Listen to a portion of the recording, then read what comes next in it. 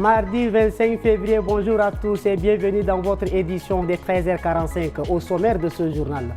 Les conseillers provinciaux et communaux ont voté ce mardi 25 février pour élire les sénateurs. En N'Djamena, le scrutin s'est déroulé à la mairie centrale dans le 3e arrondissement. Elle est une figure emblématique des étudiants. Depuis plus de 10 ans, Mama Akuta régale les jeunes près des campus d'Ardeb Djoumal, de l'École nationale d'administration et de l'Institut national de la jeunesse et du sport. Sa petite gargote est devenue une véritable institution pour les étudiants à la recherche d'un bon repas et à petit prix. Portrait d'une cuisinière au parcours inspirant. Tous les détails dans ce journal.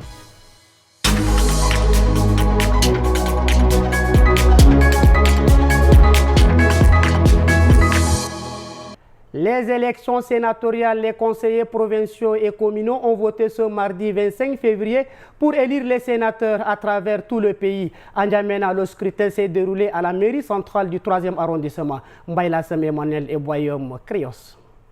Les grands électeurs que sont les conseillers municipaux et provinciaux se sont rendus tôt ce matin aux urnes pour élire les sénateurs. La Chambre haute de l'Assemblée nationale qui siégera pour la toute première fois dans l'histoire du Tchad dans cette institution.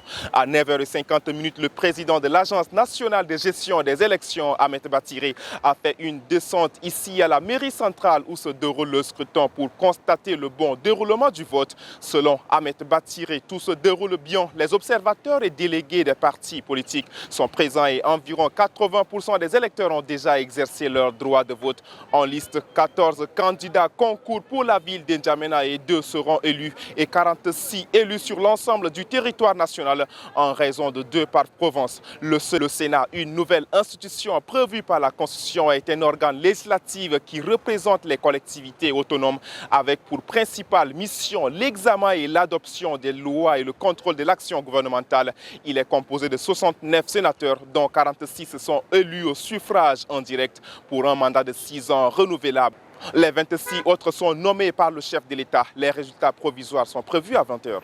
Les élections sénatoriales se déroulent également dans plusieurs provinces du Tchad, notamment à Amtiman, chef-lieu de la province du Salamat, et à Laï dans la Tandjilé. Les grands électeurs sont appelés à choisir leurs représentants au Sénat. 54 conseillers municipaux et 9 conseillers provinciaux se sont rendus aux urnes pour élire 2 sénateurs parmi les 4 candidats en lice.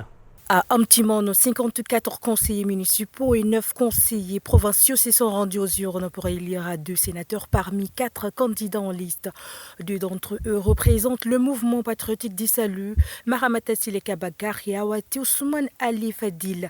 Les 2 autres candidats sont issus du Rassemblement national des démocrates tchadiens de Le Réveil. Zainab Mahamad Idriss.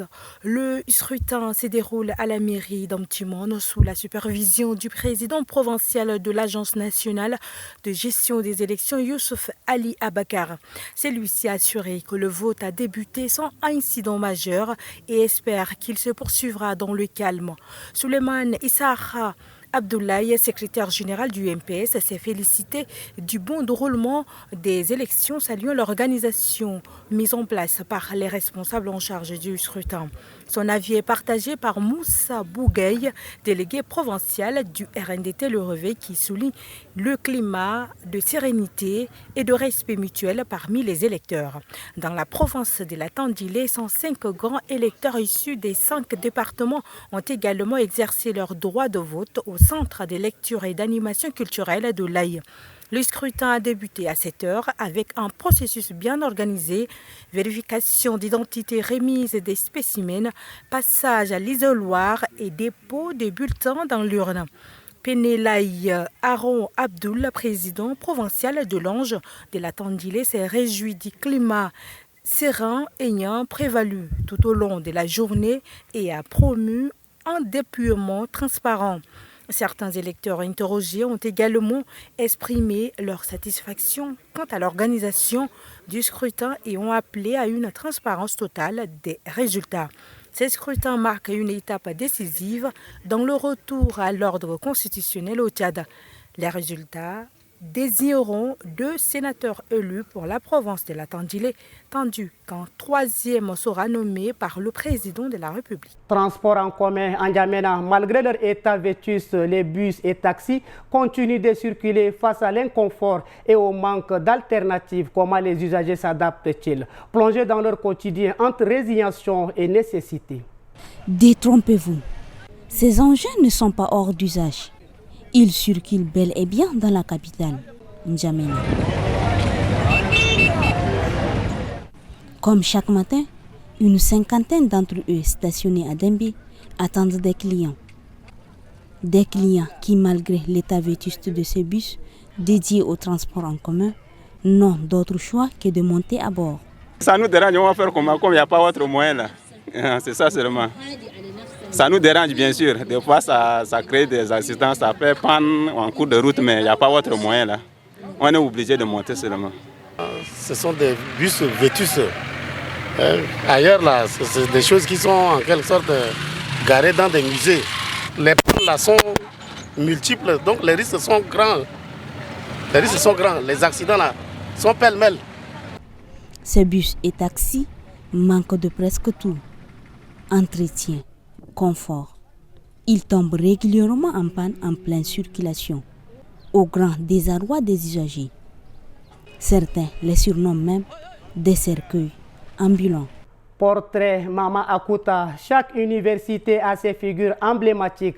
À N'Djamena, près des campus d'Ardeb Djoumal, de l'École nationale d'administration et de l'Institut national de la jeunesse et du sport, Mama Akuta est une légende vivante. Depuis plus de 10 ans, sa gargote est une référence pour les étudiants en quête d'un bon repas à petit prix. Elle continue de régaler des générations entières. Portrait d'une cuisinière au parcours inspirant. Au premier regard, les souvenirs refont surface. Je suis contente de te voir. Merci bien. Tu es là? Le café avance. C'est ici, il y a 10 ans, qu'Ngarna du Bonheur venait se ressourcer lorsqu'il était encore étudiant. Le temps a passé, mais son appétit pour les mets de Mama Akuta est resté intact. C'est pas l'ancienne tasse? Non. J'ai changé tout. Aujourd'hui avocat, Bonheur fait partie des milliers d'anciens étudiants de l'Université d'Ardeb Djoumal, de l'ENA ou encore de l'UNGS qui se sont régalés des beignets, des haricots et de la soupe de Mama Akuta. Grâce à elle, il arrive des fois que nous quittions les maisons sans manger quoi que ce soit. On arrive ici, on mange, on entre dans des salles. Quand on finit, même on est obligé de revenir par là pour dire maman, gueule kawagodoa, en gambay qui veut dire est-ce qu'il n'y a pas le fond du marmite. Et elle met ça à notre disposition. En 2015, à la faculté de droit, Mama Akuta a aussi su tirer son épingle du jeu. Avec ça, là, j'ai réalisé beaucoup de choses. Là où j'habite maintenant, à Gassi, c'est ma propre maison que j'ai achetée avec cet argent d'ici. J'ai construit. S'il y a le temps, vous allez même aller voir ma maison que j'ai construite. Et j'ai acheté des terrains en brousse aussi, à Mandalia, centre d'Arda, si vous connaissez ou je ne sais pas. J'ai 3,5 hectares là-bas. J'ai fait des élevages là-bas. Les gens louent le reste pour cultiver et puis au moment de récolte, on m'envoie des sacs pour mes enfants.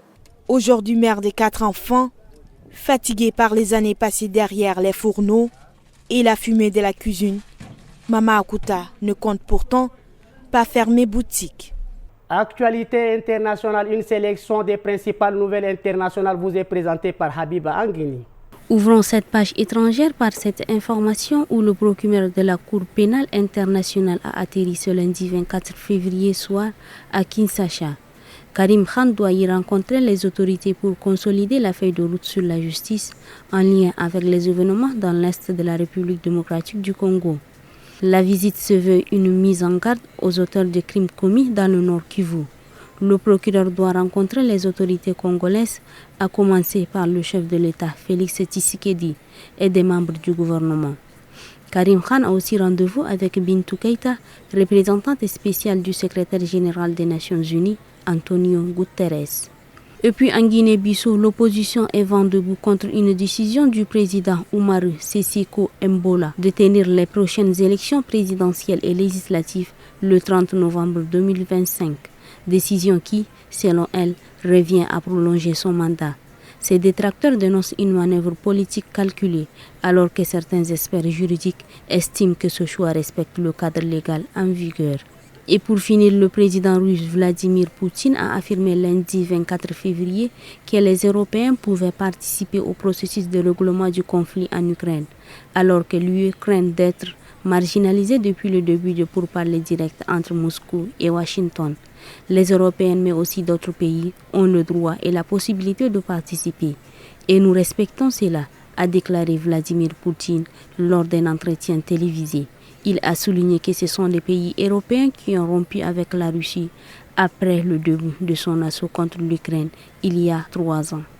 Ils ont eux-mêmes refusé tout contact avec nous, avec toutes sortes d'idées farfelues de convaincre la Russie sur le champ de bataille, a-t-il déclaré. Leur participation au processus de négociation est nécessaire. Nous n'avons jamais refusé, a-t-il ajouté. C'est la fin de cette édition. Merci pour votre fidélité et bonne suite de programmes sur notre antenne.